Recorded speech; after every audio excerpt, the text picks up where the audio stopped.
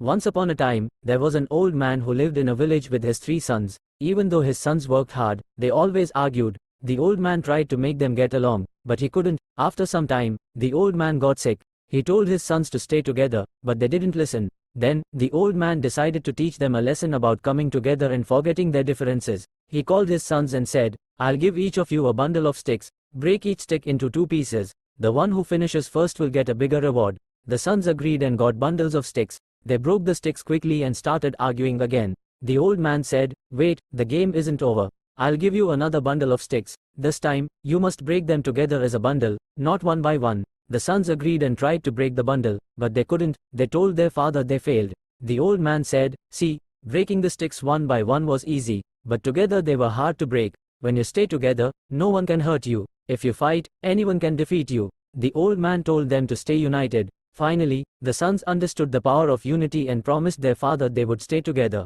Thanks for watching. Please subscribe to our channel for more interesting stories and related content.